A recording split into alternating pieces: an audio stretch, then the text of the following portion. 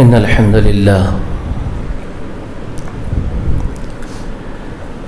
لله نحمده ونستعينه ونستغفره ونعوذ بالله من شرور أنفسنا ومن سيئات أعمالنا من يهديه الله فلا مضل له ومن يضلله فلا هادي له وأشهد أن لا إله إلا الله وحده لا شريك له وأشهد أن محمدا عبده ورسوله أرسله بالحق بشيرا ونذيرا وداعيا إلى الله بإذنه وسراجا منيرا أما بعد فإن خير الحديث كتاب الله وخير الهدي هدي محمد صلى الله عليه وآله وسلم وشر الأمور محدثاتها كل محدثة بدعة وكل بدعة ضلالة وكل ضلالة في النار. أعوذ بالله السميع العليم من الشيطان الرجيم. شهر رمضان الذي أنزل فيه القرآن هدى للناس وبينات من الهدى والفرقان فمن شهد منكم الشهر فليصمه. مسجد اعظم میں کچھ کام کرنے کے اوپر تو جمعے تک تو رک دینا نا. جمعے کی عظمت اور اس کی اہمیت کا اندازہ ہونا چاہیے. بات کرنا منع ہے. ایک دوسرے سے بات کرنا بھی جمعے کے خطبے میں منع کیا اللہ کے رسول نے. اور بات کرنے والوں کا تو جمعہ گیا. یہ یاد رکھ لیجئے. یہ شاید یہ لوگوں کو یہ اصول نہیں معلوم ہے جمعے کے آداب کے بارے میں, تو جان لیں. جمعے کا خطیب اگر خطبے کے لیے چڑھ کے ممبر پر خطبہ دے رہا ہو, مسجد میں بیٹھے ہوئے دو آدمی اگر بات کرتے ہیں آپس میں, تو رسول اللہ کا ارشاد ہے کہ ان دونوں آدمیوں کے جمعے کا سارا ثواب ختم ہو چکا جو دونوں نے بات کی ہے. اچھا, دونوں بات کی قصوروار ہے, ان کا ثواب گیا. رسول اللہ فرماتے کوئی تیسرا آدمی محسوس کیا ان کی غلطی ہے کہ وہ دو غلطی کر رہے ہیں, تو اس نے اچھی نیت سے ہی روکنے کی کوشش کی. اس نے کوشش کی کہ تم بات مت کرو, چپ ہو جاؤ. تو رسول اللہ فرماتے اس کا بھی گیا, اس کا بھی سارا ثواب ختم ہو گیا. حالانکہ وہ اچھی نیت سے کیا ہوگا, لیکن یہاں یہ ہے کہ یہ ڈسٹربنس جو ہے, یہ کانسنٹریشن کو ہٹانا, یہی اللہ تعالیٰ کو پسند نہیں ہے, اور سارا ثواب ختم کر دیتے ہیں.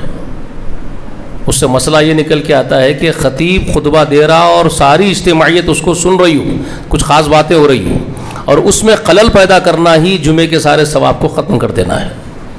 یہ ہے اصل اس کا مقصد. ٹھیک ہے, تو ہم کو دینی سمجھ ہونا بہت ضروری ہے, مسلمانوں کو بہت ضروری ہے. تو اللہ تعالی ہم سب کو دینی سمجھ عطا فرمائے. تو آئیے اب آج جو میرا موضوع ہے اس کی طرف چلتے ہیں. آپ نے پڑھا ہوگا موضوع جو لکھ کے ڈالے ہیں. اور رمضان کا جو مہینہ آ رہا ہے اس کا قرآن سے جو تعلق ہے, قرآن مقدس سے, اس تعلق کے لیے آپ نے موضوع ڈالا ہے کہ رمضان کا قرآن سے کیا تعلق ہے, وہ آپ جاننا چاہتے ہیں. اس کا تعلق کیا ہے وہی آپ جاننا چاہتے ہیں. بہت گہرا تعلق ہے, بہت گہرا تعلق ہے. رمضان کا مہینہ در حقیقت میں آپ یوں سمجھ لیجئے لاجیکلی, کیونکہ یہاں عوام الناس ہے تو میں بہت سادگی کے ساتھ آسان انداز میں بات کر دیتا ہوں. رمضان کا مہینہ اینیول فیسٹیول ہے قرآن کا, قرآن مقدس کا اینیول ایونٹ ہے. یہ کیا ہے؟ Annual event. ایونٹ کس کو کہتے ہیں آپ لوگ جو جشن مناتے ہیں, فیسٹیول کہتے ہیں. کوئی ایک پروگرام سیٹ کر دیتے ہیں اس کی خوشی حاصل کرنے کے لیے. تو قرآن مقدس کی نسبت سے رمضان کو ایک خصوصی حیثیت حاصل ہو گئی ہے رمضان کے سبب. اللہ نے اسی بات کو سورۃ البقرہ کے اندر بیان فرمایا. شہر رمضان الذی انزل فیہ القرآن. رمضان وہ مہینہ ہے جس میں قرآن جیسی عظیم کتاب نازل کی گئی ہے. ھدی للناس وبینات من الھدی. سارے ہیومینٹی کے لیے سامان ہدایت اس میں موجود ہے. بینات من الھدی, بہت کلیئر میسیجز موجود ہیں. کوئی میسج بھی قرآن کا ایسا نہیں ہے جو ہیومینٹی کے سمجھ میں نہ آ رہا ہو، جو دشواری پیدا ہو جائے انسانیت کو کہ اس میں یہ پیچیدگی ہے، اس میں یہ پیچ پھنسا ہوا ہے، یہ آسان نہیں ہے سمجھنے کے لیے. اس طرح کا کوئی میسج اللہ نے بندوں کو نہیں دیا، کیونکہ وہ کریٹر ہے. یہ قرآن اس نے نازل کیا. یہ قرآن در حقیقت میں دستور ہے پوری ہیومینٹی کے لیے. کانسٹیٹیوشن ہے، انگلش میں کہتے ہیں دستور کو کانسٹیٹیوشن. ہمارے ملک کا ایک آئین ہے، ہمارے بھارت کا ایک دستور ہے. اردو زبان میں دستور کو آئین کہتے ہیں، ٹھیک ہے، اور انگلش میں اس کو کیا کہتے ہیں؟ کانسٹیٹیوشن کہتے ہیں. بھارت کا کانسٹیٹیوشن کیا ہے جانتے ہیں نا؟ معلوم ہے کہ نہیں معلوم ہے؟ بھارت دیش میں رہتے ہیں لیکن کانسٹیٹیوشن کو ہی نہیں جانتے ہیں. جی، ہمارا دستور بھیم راؤ امبیڈکر کو ذمہ داری دی گئی تھی آزادی کے وقت. 1947 کے بعد جب ہم آزاد ہو گئے تو پہلا کام ان کے سپرد کیا گیا کہ ہمارے نیشن کے لیے، ہمارے بھارت کے لیے آپ کو ایک کانسٹیٹیوشن تیار کرنا ہے. اس کا انچارج آپ کو، چارج آپ کے ہاتھ میں دیتے ہیں، آپ بنائیے. جتنے لوگوں کو لینا تھا ایک باڈی بنا کر کے انہوں نے کوشش کر کے ایک دستور تیار کیا. 1950 میں اس کو لاگو کر دیا گیا. ٹھیک ہے، وہی دستور ہے ہمارے بھارت کا، کانسٹیٹیوشن ہے. کچھ لوگ آج اس کو مٹا دینا چاہتے ہیں. 70-80 سال میں لوگ اس سے بیزار ہو گئے. اب چاہتے ہیں کہ اس کو بدل کر کے اپنے طریقے کا ایک کانسٹیٹیوشن لانا چاہتے ہیں، لیکن ایسا ہوگا نہیں انشاءاللہ، وہ نہیں ہوگا. تو یہ بھارت کا جس طرح ایک دستور ہے تو ایک دیش کے لیے، ایک کنٹری کے لیے، ایک ملک کے لیے، تو ہر ایک ملک کا اپنا اپنا ایک کانسٹیٹیوشن ہے، ایک دستور ہے. ٹھیک ہے، پاکستان الگ کر کے بہت بڑا تیر ماری ہماری قوم ہے نا، لڑ جھگڑ کے ایک لے کے گئے، کیونکہ ان کو چاہیے تھی گدی، ان کو پی ایم بننے کا تھا صاحب کو، تو صاحب پورا ملک لے کے ہتھیار لے کے چلے گئے بازو پڑوس میں. کانسٹیٹیوشن بنا لیا اپنا، ایک دستور بنایا. دعویٰ ان کا ہے کہ مسلمان ہیں، اسلام کے نام پر ملک بنا رہے ہیں، لیکن انہوں نے قرآن کو دستور نہیں بنایا اپنا. تعجب دیکھو، مسلمانوں کی حرکتوں پر تعجب دیکھو آپ. یہ وفادار قوم ہے، مانتی ہے، اسلام کی طرف نسبت کرتی ہے، قرآن کو دستور مانتی ہے، لیکن قرآن کو دستور بنانے تیار نہیں ہے. یہ ہے یہ غدار قوم، یہ وفادار قوم. آپ فیصلہ کیجئے کہاں ہے دستور جس کو آپ مانتے ہیں؟ مانتے تو یہ ہے کہ کریٹر نے، کائنات پیدا کرنے والے خالق نے ایک دستور بنایا، اور وہ ہے قرآن. وہی قرآن ہے. Quran is the constitution from the creator to the creation. سمجھ رہے ہیں آپ؟ From the creator to the creation. Quran دستور ہے پیدا کرنے والے، کائنات کے سرشٹی کرتا، سنسار کو رچنے والے، سنسار کے ودھاتا کی اور سے بنایا ہوا ایک دستور. سمجھ میں آئی بات آپ کو؟ ایک سنویدھان کس نے بنایا؟ سنسار کے ودھاتا نے، سنسار کو پیدا کرنے والے نے، پرماتما نے، ودھاتا نے ایک سنویدھان ساری کریشن کے لیے بنایا. یہ آپ اور ہم اس کا دعویٰ کر رہے ہیں، اس کو مانتے ہیں. اور چلتے کس پر ہے؟ بھارت دیش کی خاص بات، بہت اچھی بات ہماری یہ رہی ہے کہ ہمارا جب سنویدھان ہمارے دیش کے لیے بنایا گیا تو اس میں اس بات کا خیال رکھا گیا کہ جو جس دھرم کو مانتا ہے اس دھرم پر چلنے کی، اس کے پرچار کرنے کی اس کو پوری آزادی دی جائے گی. تو الحمدللہ ہم لوگوں کو اس بات کی پوری آزادی ملی کہ قرآن مقدس کے متعلق بھی ہم یہ بات مانیں کہ یہ ایک دستور ہے، اور وہ ہمارے بھارت کے دستور کے ساتھ ساتھ چلے. ہم اس کی مخالفت نہیں کریں گے، اپنے بنائے ہوئے آئین کی اور قانون کی، اور قرآن پر ہم عمل کریں گے. چل رہے ہیں الحمدللہ. یہ تو ٹھیک ہے ہمارے اپنے دیش کی حد تک، لیکن جو تم نے حماقت کا کام کیا، تم کو تو ایک الگ اپنا دیش چاہیے تھا، اور لے کے جب تم چلے گئے تو تم نے پھر اس اصل کتاب کو جس کو تم نے دستور مانا تھا اس کو نافذ ہی نہیں کیا. یہ وفاداری آپ کی. سمجھ میں آ رہی ہے میری بات؟ تو یہ تو ہو گیا قرآن کا تھوڑا سا تعارف جو مختصر سا اختصار کے ساتھ میں نے تعارف کیا. یہ اصل میں ایک دستور ہے، اس میں پورے انسٹرکشن سے ہیومینٹی کے لیے پرماتما کی اور سے، ودھاتا کی طرف سے، پیدا کرنے والے کی طرف سے، اس میں اصل میں آرڈیننس ہے، اس میں انسٹرکشنز ہے، اس میں قانون ہے کہ جنات اور انسان زندگی کیسے گزاریں گے زمین کی پشت پر. جب تک وہ زمین کی پشت پر چھوڑے گئے ہیں، اس وقت جب تک وہ زندہ رہیں گے، ان کے جینے کے ڈھنگ کیا ہوں گے، ان کو کیا کرنا ہوگا اور کیا نہیں کرنا ہوگا، یہ قرآن سمجھا دے گا آپ کو. تو اس میں سارے پازیٹیو میسجز ہیں، نیگیٹو نہیں ہے، یاد رکھ لیجئے. کوئی نیگیٹیوٹی اس کے اندر نہیں ہے، کوئی نیگیٹو میسجز نہیں ہے. اگر آپ پورے ایمانداری کے ساتھ دل کھلا رکھتے ہوئے بغیر کسی کینہ اور بغض دل میں لیے قرآن کو پڑھیں گے، چاہے کسی ذات کا، کسی مذہب کا، کوئی دھرم کا آدمی پڑھے، مسلمان پڑھے، سکھ پڑھے، عیسائی پڑھے، کوئی آدمی پڑھے، کسی دھرم والا پڑھے اس کو، لیکن یہ ضروری ہے کہ وہ دل میں سے کینہ اور بغض نکالے، کسی قسم کا تعصب نہ رکھے، اور پھر اس کو پڑھنے کے لیے بیٹھے اور یہ سوچ کے پڑھے کہ یہ ایک ایسی کتاب ہے جو سارے انسانیت کے لیے ہے، پوری ہول ہیومینٹی کے لیے ہے، اور کریٹر کی طرف سے بھیجی گئی ہے کریشن کے لیے. یہ دھیان رکھ کر کے پڑھے تو اس کو جتنے میسجز کے ذریعے سے ملیں گے، ایوری میسج از پازیٹیو، جس میں صرف خیر ہے اور بھلائی ہے انسانیت کے لیے، پوری ہول ہیومینٹی کے لیے صرف بھلائی ملے گی، صرف خیر کی دعوت ملے گی، صرف خیر کا حکم ملے گا، شر نہیں ملے گا اس کے اندر.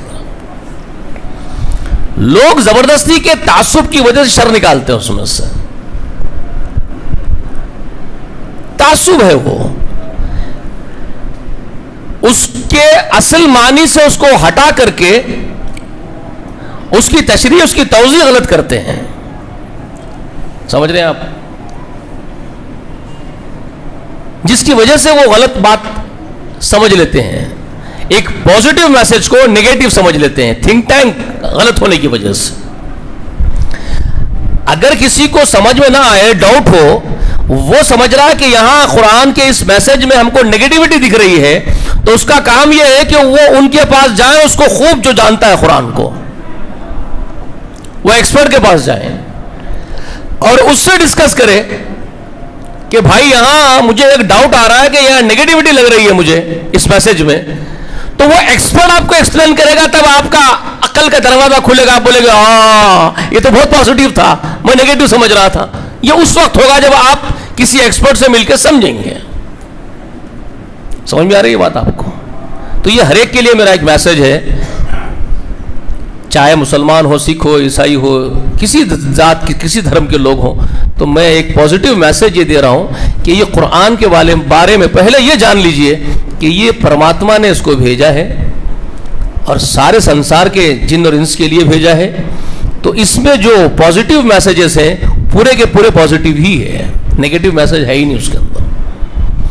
یہ اور بات ہے کہ آپ کو سمجھ میں نہ آئے تو آپ کا کام ہے ایکسپرٹ سے ملے اور بات کریں. یہ ایک میسج ہے. اب آئیے اصل اپنی ٹاپک کی طرف کہ رمضان کا کیا تعلق ہے اس کتاب سے. یہ پہلی بات تو سمجھ میں آ گئی، کتاب پوری ہیومینٹی کے لیے ہے، پازیٹیو میسج رکھتا ہے. تو یہ اس مہینے کا نام لے کر کے اللہ تعالیٰ بیان کرتا ہے سورۃ البقرہ میں، شہر رمضان الذی انزل فی القرآن. رمضان کا مہینہ وہ ہے جی جس میں ہم نے قرآن کو نازل کیا ہے. ھدی للناس، پھر بات وہ آ گئی، پرماتما کی، اللہ کی بات پھر آ گئی. ھدی للناس یہ پوری ہیومینٹی کے لیے ہدایت کا سامان رکھتی ہے اپنے اندر. ہدایت اور رہبری پورے انسانوں کے لیے اس کے اندر رکھ دی گئی ہے. وہ بینات من الہدیٰ، اور بہت واضح کلیئر ہے, کوئی ڈھکی چھپی اور پیچیدہ باتیں نہیں ہیں, کلیئر ہے. ایک یہاں پر ہے جو انسانوں کے لیے, پوری ہیومینٹی کے لیے ہدایت کا سامان کا ذکر کر رہا ہے, سامان ہدایت اس میں ہے. اچھا, جہاں سے یہ قرآن کھلتا ہے, جہاں سے اوپن ہوتا ہے شروع میں, وہاں قرآن کیا کہتا ہے؟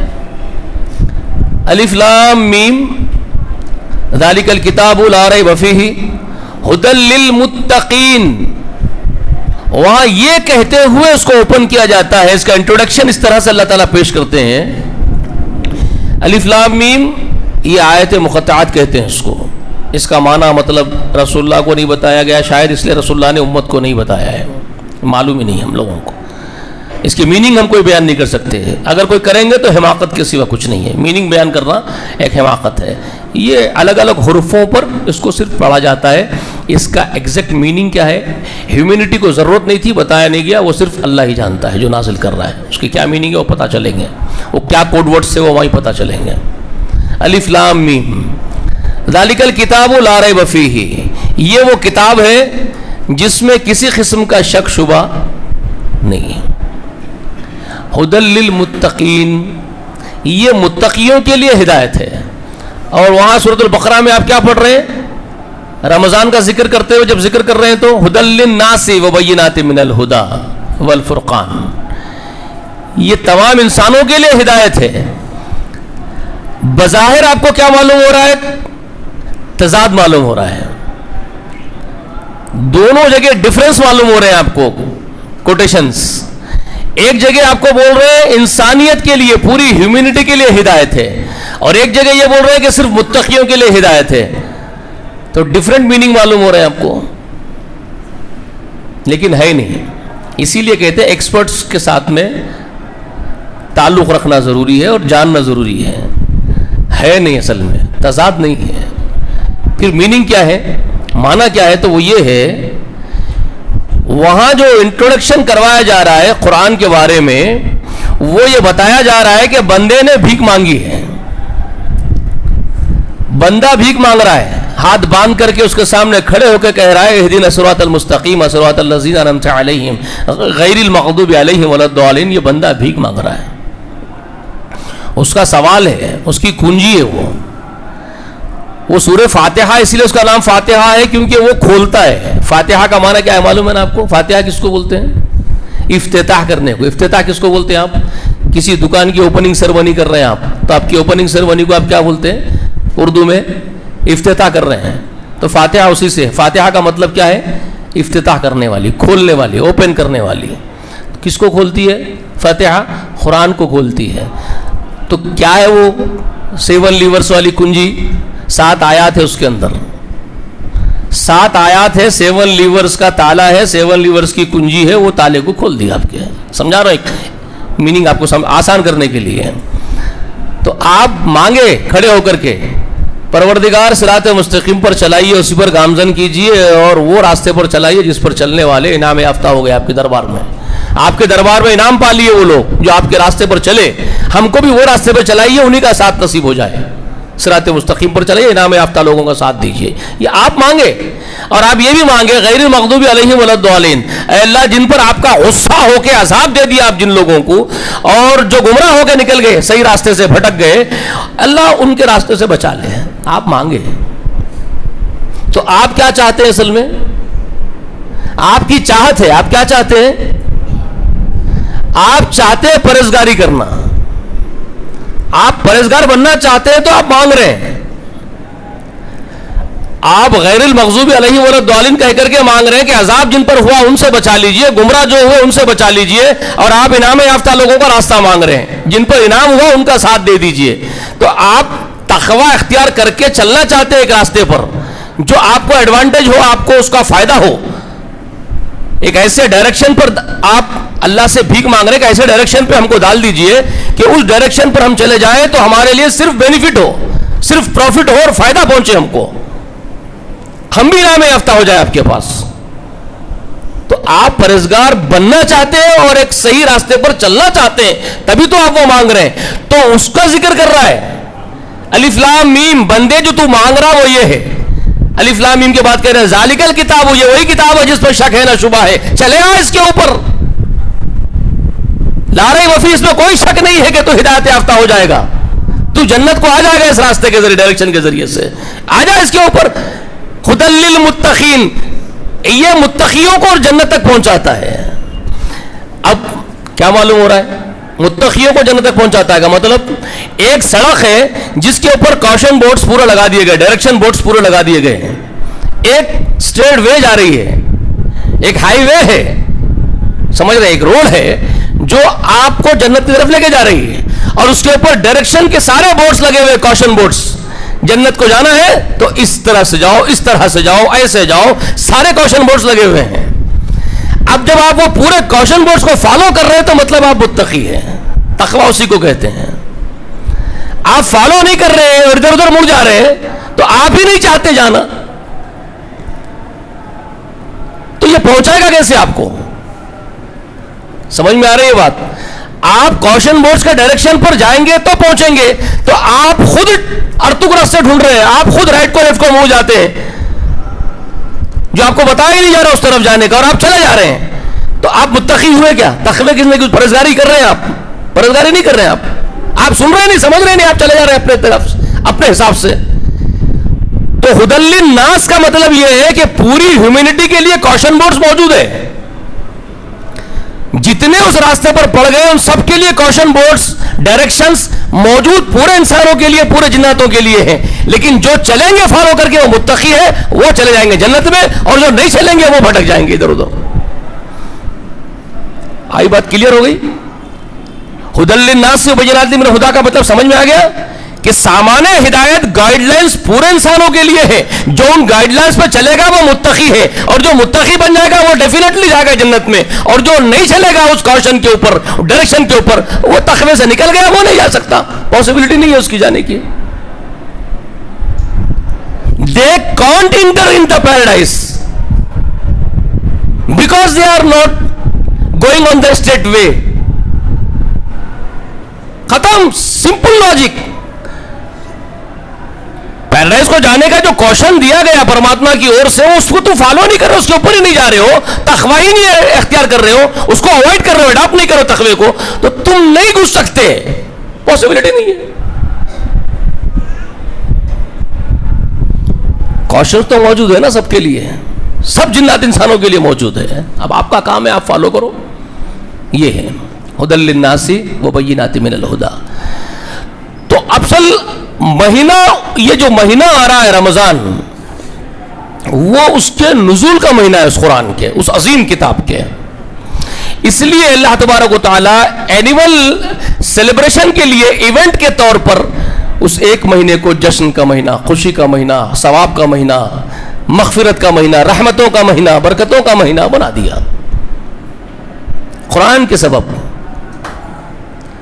اتنی عظیم کتاب جو پورے جنات انسانوں کے رہبری کے لیے نازل کی گئی ہے، جو جنت میں لے کے جائے گی، ڈیفینیٹلی لے کے جائے گی، جو اس پر چلتے ہیں وہ ڈیفینیٹلی جائیں گے، تو اللہ کے پاس سب سے اہم پروجیکٹ تھا یہ پروجیکٹ، سب سے زیادہ اہمیت کا پروجیکٹ تھا یہ قرآن،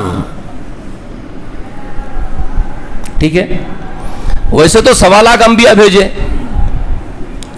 1.25 لاکھ پروکتا اس پرتھوی پر آئے ہیں، کئی آسمانی کتابیں اتاری اس نے، مگر اس نے تقدیر میں ایک چیز لکھ دی تھی، اس کو فرقان بھی کہا ہے اس کتاب کو، اسی سورۃ البقرہ کے اندر آپ جہاں پڑھ رہے ہیں، ہدی للناس وبینات من الہدی والفرقان، پڑھتے ہیں نا بھائی، والفرقان، اور یہ فرقان ہے۔ فرقان کا مطلب کیا ہے بھائی؟ فرقان کس کو کہتے ہیں؟ فرق کرنے والی۔ فرق کیا فرق کرتی ہے؟ کیا حساب سے اس کو فرقان کہا جا رہا ہے؟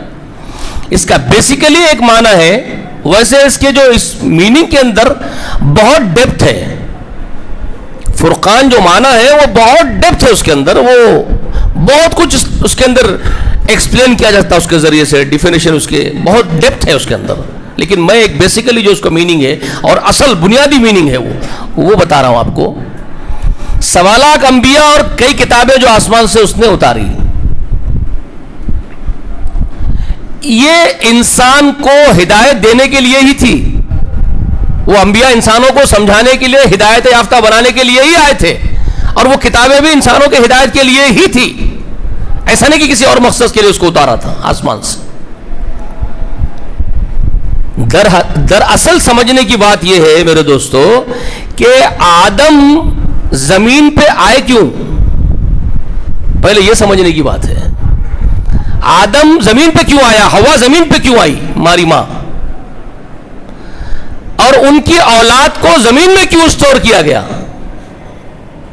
آدم کی اور ہوا کی اولاد کو، مانو جاتی کو پوری زمین میں کیوں رکھا گیا؟ پرتھوی میں کیوں رکھا گیا؟ سنسار تو بہت بڑا ہے، بہت بڑا ہے سنسار، بہت بڑا ہے، بہت بڑا ہے. آپ پورے انسان مل کر کے، پورے جنات مل کر کے پورا سنسار نہیں ڈھونڈ سکتے. آپ بہت بڑا ہے، کائنات بہت بڑی ہے. تو ہم کو یہاں کیوں رکھا گیا اس زمین میں؟ جی بڑے بے آبرو ہو کے تیرے کوچے سے ہم نکلے. کیوں نکلے؟ کیوں نکلے؟ بے آبرو ہو کے اس کے کوچے سے کیوں نکلنا پڑا؟ کیا خطائیں ہوئی تھی اور کیوں ہوئی تھی؟ کیا تھے یہ سارا ماجرا؟ کیا تھا یہ ماجرا سمجھنے کی بات ہے. اصل میں یہ معمہ حل کرنے کی ضرورت ہے. یہ کیا معمہ ہے جو حل نہیں کر پا رہے ہم؟ اصل مقصد یہ تھا کہ یہاں ہم کو ایک ایگزامینیشن ہال کی حیثیت سے یہاں بٹھانا چاہتے تھے. ہم کو ایک امتحان میں ڈالنا چاہتے تھے، ایک ایگزامینیشن ہال میں ہم کو بٹھانا چاہتے تھے، ایک ہمارا ایگزام لینا چاہتے تھے ہم سب مانو جاتی کے لوگوں کا. اس کے بعد پاس یا فیل کا رزلٹ آنا ہے. اس کے بعد پاس ہونے کے بعد وہ اصل مقام پہ داخل کرنا تھا جو بہت بڑی نعمتوں سے بھرا ہوا ہے، جو بہت اسپیشل مقام ہے، جس کو جنت کہا گیا ہے، جس کو سورگ کہا جاتا ہے، جس کو پیراڈائز کہا جاتا ہے. وہ سب سے اسپیشل بنایا ہوا مقام ہے کریٹر کا، اللہ کا، کائنات پیدا کرنے والے کا، بہت اسپیشل. لیکن وہ آدم کو دے چکے تھے. ایک بات یہ بھی دیکھ لیجئے، ہمارے باپ کو وہاں بھیج دیے تھے ڈائریکٹ ہماری ماں کے ساتھ، اور یہ بول بھی دیا گیا تھا وَاسْكُنْ أَنْتَ وَزَوْجُكَ الْجَنَّةَ وَكُلُوا مِنْهَا. یہ بھی بول دیا گیا تھا. مِنْ حَيْثُ رَغَدَ بھی کہہ دیا گیا، جہاں سے جی چاہتا ہے وہاں سے کھاؤ. یہ بھی کہہ دیا گیا تھا جہاں سے چاہو جنت میں سے جو چاہو استعمال کرو. اس کا مطلب کیا تھا؟ تمہاری بیوی جنت میں سکونت پذیر ہو جاؤ اور جہاں سے چاہتے ہو وہاں سے کھاؤ پیو عیش کرو. یعنی پوری جنت اوپن کر دی گئی تھی، ٹوٹل پوری کمپلیٹ سورگ ان کے لیے اوپن کر دی گئی تھی. جہاں سے جو چاہو لے لو. پھر وہاں سے ہٹا کر کے یہاں کیوں بھیجے؟ پہلے عزت بخش دی گئی تھی، اسی لیے وہ شاعر کہہ رہا ہے، غالب کہہ رہا ہے، بڑے بے آبرو ہو کے تیرے کونچے سے ہم نکلے. تو یہ کس معنی میں بے آبرو ہو کے کہہ رہا ہے؟ وہ بڑے بے آبرو ہو کے تیرے کونچے سے. یہ بے آبرو کیوں کیا گیا پھر اس کے بعد؟ جی پہلے تو آبرو آپ کی بہت سر چڑھا کر کے دی گئی تھی آپ کو، پھر کیوں بے آبرو کر دیے گئے؟ ایک چال باز کی چکر میں آ گئے، ایک مکار اور عیار کے عیاری میں پھنس گئے. آپ کا دشمن تھا، آپ کو اتنا ہی سمجھنا تھا، مگر آپ اتنا نہیں سمجھ پائے، اس میں بھی مشیت کام کر رہی تھی. ایک بہت ڈیپتھ ہے یہ سب باتوں میں، یہ بہت گہری باتیں ہیں، علمی باتیں ہیں، یہ بہت بڑے بڑے ایکسپرٹس کے ساتھ بیٹھ کے کرنے کی باتیں ہیں. یہ آپ سے میں کروں گا تو عجیب لگیں گا آپ کو. تو خیر میں اتنا بول رہا ہوں کہ غلطی ہمارے باپ سے ماں سے ہو گئی تھی، پھر بے آبرو کر کے زمین پہ بھیج دیے گئے تھے. یہاں اس لیے بھیجے گئے تھے کہ یہاں ایک ٹیسٹ لے لیں گے تمہاری اولاد کا، ایک پریکشا ہوگی تمہاری. پاس ہو جاؤ گے، کھڑے اتر جاؤ گے ہمارے امتحان میں، ہمارے بتائے ہوئے ہم جو چاہتے ہیں اس کے اوپر کھڑے اتر جاؤ گے تو چلے جانا پھر خوشی سے، شوق سے. تمہارے باپ کو تمہاری ماں کو تو دے دی جنت ہم، تو چلے جانا پھر اس کے اندر خوشی خوشی اور وارث بن جانا اس کے. وارثون الجنت، سمجھ میں آئی بات؟ یرثون الفردوس. ہم فیہا خالدون. یہ کیوں بول رہا ہے قرآن؟ وہی لوگ جو حقیقی مومن ہوں گے. قد افلح المؤمنون پڑھ لیجیے آپ. الذین وارثون کہہ رہا ہے, وہ وارث ہے کس کے؟ جنت کے. یرثون الفردوس, فردوس کے وارثین ہیں. وارث کس کو بولتے ہیں صاحب؟ وارث کس کو بولتے ہیں؟ وارث لاوارث جانتے نا؟ لاوارث کس کو بولتے ہیں؟ وارث کس کو بولتے ہیں جانتے ہیں نا؟ وارث کا مطلب باپ دادا کی جائیداد میں جس کا حصہ ہے اس کو کیا بولتے ہیں؟ وارث. جس کا کوئی نہیں ہے آگے پیچھے, جس کی کوئی وراثت نہیں, اس کو کیا بولتے ہیں؟ لاوارث. کلیئر؟ تو قرآن کہہ رہا ہے کہ جنت کے وارث بن جاؤ. وارث کا مطلب تمہارے باپ کو, تمہاری ماں کو جنت دے دی گئی تھی. تمہارے باپ کی, تمہارے ماں کی رہنے کی جگہ وہی ہے. تو تمہارا ایک ٹیسٹ ہو جائے گا, پاس ہو جاؤ تو پھر وارث بن جاؤ. پھر اپنے باپ دادا کی اس میراث میں سے حصہ لو, تم بھی آ جاؤ. کلیئر؟ سمجھ میں آ رہی ہے بات؟ تو ایک امتحان لکھنا ہے. تو امتحان کیا ہے آپ کا؟ زندگی آپ کی, یہ پوری ہول لائف جو آپ جی رہے ہو زمین کی پشت پر, وہ کیسا گزارنا ہے وہ سمجھا دیا قرآن کے ذریعے سے. سمجھ رہے ہیں؟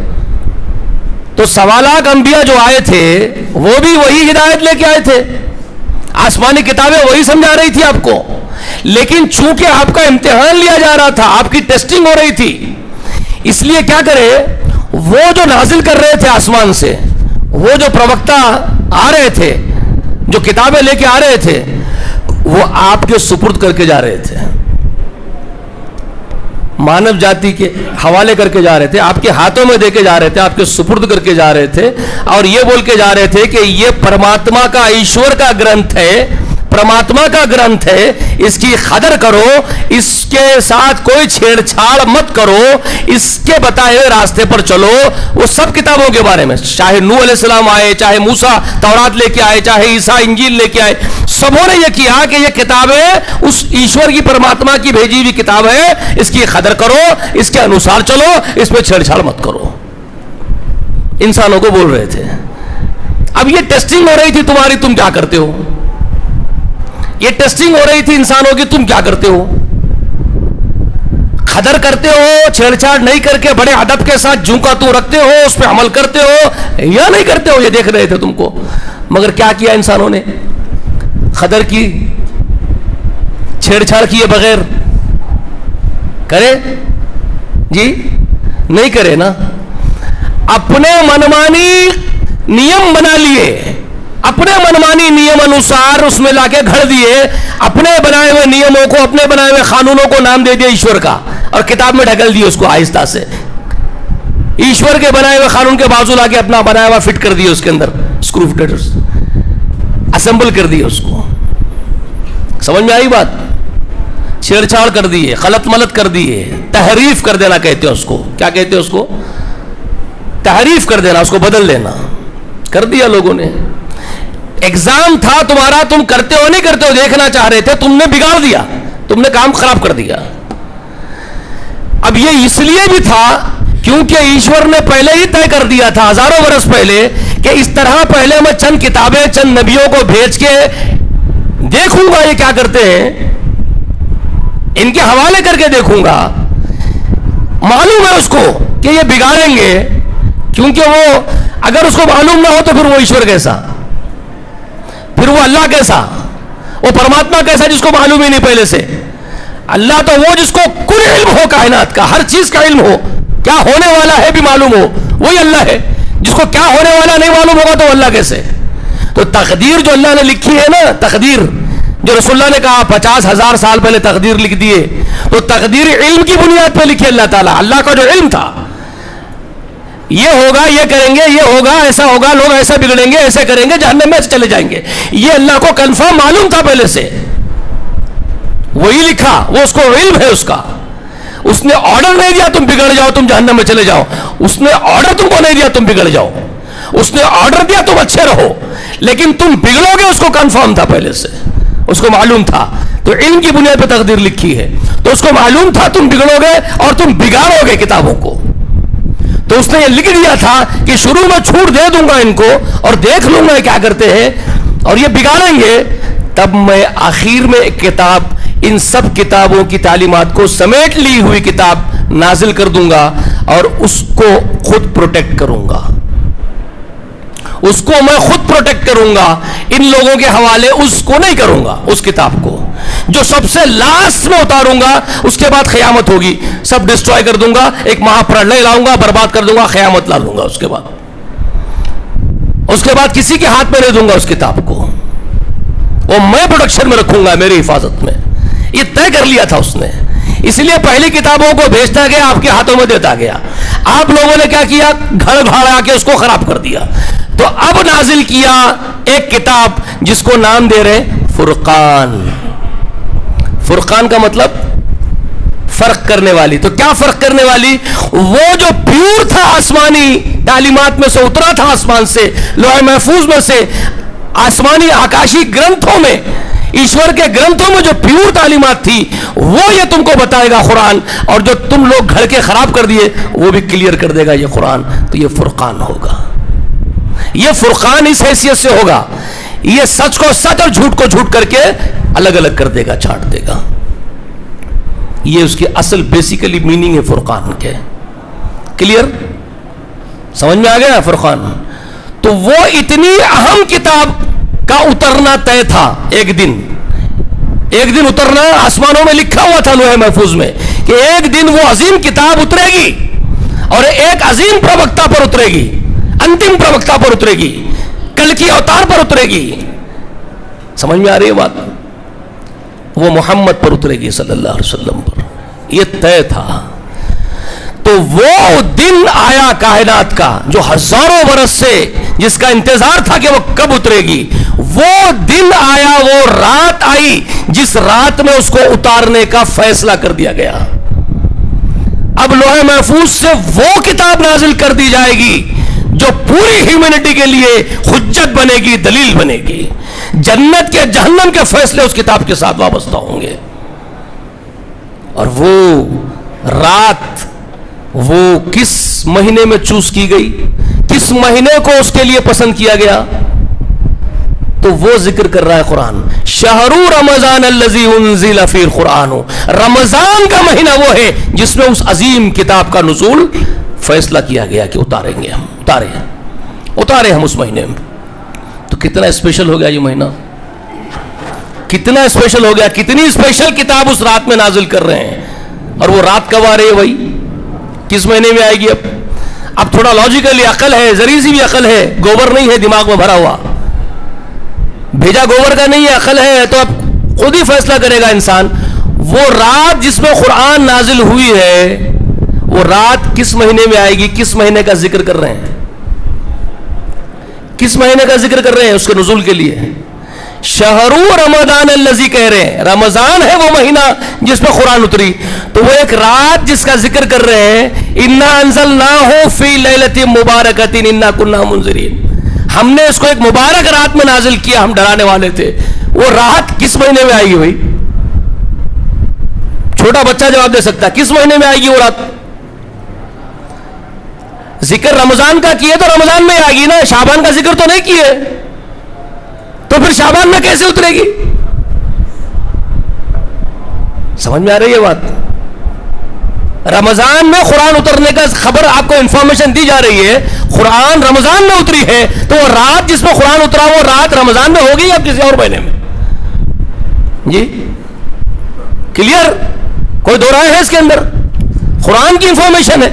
پھر ایک مولوی بیٹھ کے بڑا چودھری کے جیسا اسٹیج لگا کے ڈائس لگا کے یہ آیت پڑھ کے شروع کر رہا ہے, انا انزلناہ فی لیلۃ مبارکۃ انا کنا منذرین فیہا یفرق کل امر حکیم. اور پھر یہ بول رہا, دیکھو اللہ نے کہا سارے زندگی اور موت کے فیصلے, سارے فیصلے اسی رات کے اندر ہوتے ہیں, اور یہ شعبان کی نصف رات ہے.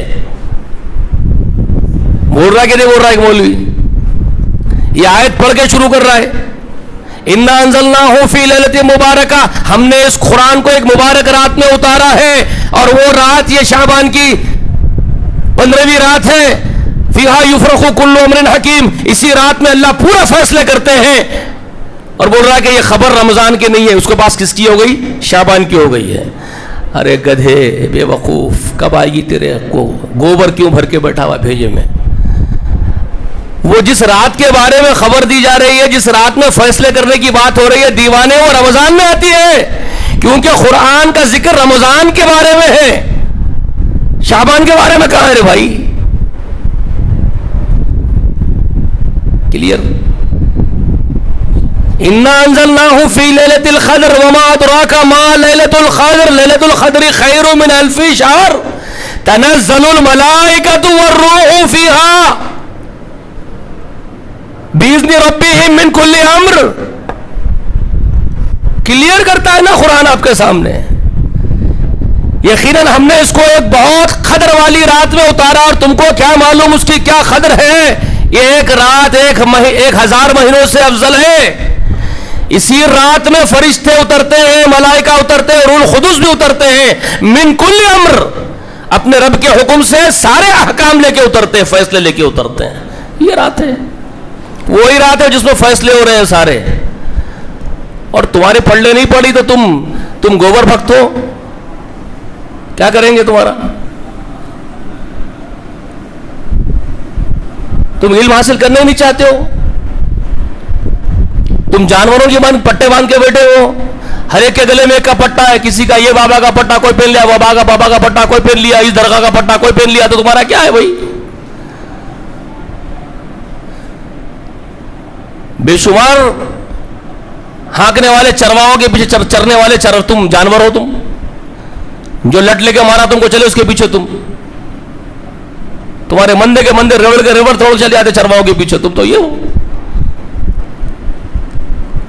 اللہ نے اشرف المخلوق بنایا، محمد رسول اللہ کو تمہارا ہادی بنایا، مگر تم ان کو پکڑنے تیار نہیں ہو. تو یہ حال ہے. کلیئر سمجھ میں آ رہی ہے میری باتیں؟ جڑ بج گیا. دیکھو وقت نہیں معلوم ہوتا بھائی، سمجھانے کے لیے بہت کچھ ہے. تو خیر اب آخری بات میری یہ بولوں میں کہ آپ اور ہم کریں گے کیا، کرنا کیا ہے. رمضان تو آ رہا ہے، رمضان آئے گا، رمضان آ رہا ہو تو آئے گا. وہ آیا ہے، گیا ہے ہم سے کئی مرتبہ، پہلے بھی کئی مرتبہ رمضان چلے گئے ہماری زندگی میں سے. اب بھی آیا، اب بھی جائے گا. زندہ رہیں گے تو آئندہ بھی آئے گا. آپ کتنے بدلے، سوال یہ ہے آپ کتنے بدلے؟ آپ جس قرآن کی بات کرتے ہیں رمضان میں، جانوروں کی مانند کھڑے ہو کر کے تراویح پڑھ رہے ہیں. کیا مطلب ہے آپ کے پڑھنے کا؟ قیام اللیل کا. لڑ رہے ہیں کس پر؟ رکعتوں پہ لڑ رہے ہیں. 20 رکعت 8 رکعت. ایک فرقہ 20 رکعت کا ماننے والا، ایک 8 رکعت کا ماننے والا. گویا کہ ایمان کا سارا دار و مدار 20 رکعت 8 رکعت پہ آ گیا ان کے. 20 رکعت پڑھنے والے حق پر ہیں، 8 رکعت پڑھنے والے حق پر ہیں. جنت میں کون جائیں گے؟ یہ جھگڑے آپ کے، جھگڑے یہ آپ کے. تو یہ کون سے جانوروں کی مانند جینا جی رہے لوگ؟ ارے یار ذرا سوچو، 20 رکعت پڑھنے والے میں تبدیلی کتنی آ گئی، انقلاب کتنا آ گیا، ریولیوشن کتنا آ گیا. 8 رکعت پڑھنے والوں میں کتنا انقلاب آ گیا، دیکھنا تو یہ ہے جی. منتروں کی طرح 20 رکعت تم بھی پڑھے، 8 رکعت تم بھی پڑھے. امام قاری پڑھ رہا ہے، حافظ قرآن، پیچھے آپ جماعت لے رہے ہیں، آپ کے کچھ پڑھنے نہیں پڑھ رہا ہے، آپ قرآن پڑھ رہے ہیں، قرآن سن رہے ہیں. ایک مہینہ آپ کو کیوں بلایا جا رہا ہے مسجد کے اندر؟ کیونکہ وہ مہینہ قرآن کا ہے، اینیول، آپ کو بتا رہا ہوں، فیسٹیول ہے، ایونٹ ہے، آپ کو بلایا جا رہا ہے ڈیلی. ارے بابا لٹا رہے ہیں ہم اس مہینے کے اندر، اپنی برکتیں لٹا رہے ہیں، تم بھی لے لو، جھولی لے کے آ جاؤ، تم بھی بسارو لے لو، ہمارے یہاں سے رحمتیں لے لو، برکتیں لے لو ہماری. ہم لٹا رہے ہیں اس مہینے میں. آؤ کھڑے رہو اور وہ کتاب پڑھو جس کتاب کو ہم نے اس مہینے میں اتارا ہے، اور وہ کتاب میں ہمارے احکام سمجھو، ہم کیا چاہتے ہیں وہ بنو، وہ کرو، متقی بنو، جنت میں جاؤ. اس لیے بلا رہے ہیں تم کو. مگر تم یہاں آ رہے ہو صرف فارمیلٹی پوری کرنے کے لیے. تم صرف فارمیلٹی پوری کرنے کے لیے آ رہے ہو، باہر سے لے لیتے آ رہے ہیں. ہم 20 پڑھنے والے، ہم 8 پڑھنے والے. تم بھی گدھے، تم بھی گدھے. تم 20 مرتبہ ایکسرسائز کرے، بیٹھے اٹھے بیٹھے اٹھے، 20 مرتبہ ایکسرسائز کر رہے. تم سجدے میں گر رہے اٹھ رہے، گر رہے اٹھ رہے. انہوں 8 مرتبہ کر رہے. کم کرتے ہم ذرا ایکسرسائز، زیادہ نہ کو کم کرے. دونوں بھی کیا لیے؟ قرآن سے دونوں بھی کیا لیے؟ مجھے بتائیے جی. لیے کیا دونوں بھی؟ زندگی بدل گئی اور روح کانپ اٹھی، پیر تھرا اٹھے، آنکھیں بہنے لگ گئی. گھر جاتے وقت یہ قسم کھا کے گئے اللہ تیری قسم ہے تو جو بولا ہم کر کے جائیں گے دنیا سے. تیری کتاب سنے ہمارے دل ہل گئے، ہماری روح کانپ گئی، ہم وہ کرنا چاہتے جو تو کچھ فرما رہا اپنے کتاب میں، ہم یہ عزم کر کے جا رہے ہیں. اس عزم کے ساتھ اٹھے. 20 پڑھنے والے اٹھے، 8 پڑھنے والے اٹھے. جی سوال یہ ہے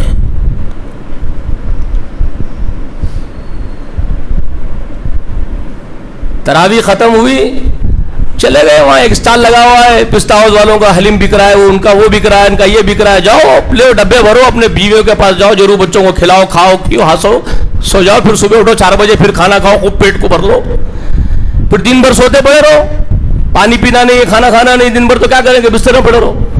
ظہر گئی، عصر گئی. ارے آپ کی زندگی کا ڈھنگ یہ ہے، آپ روزے بھی رکھ رہے ہیں، آپ نماز بھی پڑھ رہے ہیں، آپ قیام اللیل بھی کر رہے ہیں. واہ واہ واہ، کیسے اچھے اچھے مسلمان ہیں. اور اس کی ترغیب دے رہے ہیں ہمارے بڑے بزرگ. بابا رمضان آ گیا، کمر بستہ ہو جاؤ عبادتوں کے واسطے. کون سی عبادتوں کے واسطے؟ تو یہ عبادت ہے جو چل رہی ہے فارمیلیٹیکل، اس کے لیے.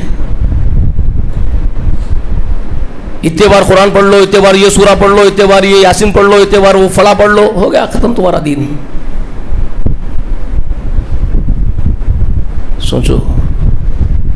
سوچو قرآن کیا بنانے آیا تھا آپ کو، آپ کیا بن رہے ہیں. اور یہ جو مہینہ آ رہا ہے رمضان کا، اس سے کیا حاصل کر لیں گے. اللہ سے دعا ہے کہنے سے سننے سے زیادہ اللہ ہم سب کو سمجھنے کی، عمل کرنے کی توفیق عنایت فرمائے. اور کچھ تلخی ہوئی میری باتوں میں تو تلخی، میں تلخ کسی کو تکلیف دینے کے لیے لہجہ تلخ نہیں بناتا ہوں، اس کی وضاحت بھی کر دے رہا ہوں، سن لیجئے. لوگوں کو بڑی تکلیف ہو رہی ہے، وقت کے حساب سے بھی بہت وقت کھینچ لیتا ہے، یہ بھی ایک شکایت رہتی ہے میرے سے، وقت بھی بہت لے لیتے ہیں.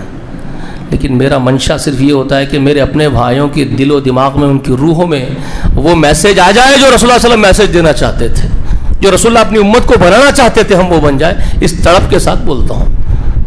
اللہ تعالیٰ میرے بولنے کو اور ہمارے سب کے سننے کو قبول فرمائے. آمین یا رب العالمین. وآخر دعوانا الحمدللہ رب العالمین.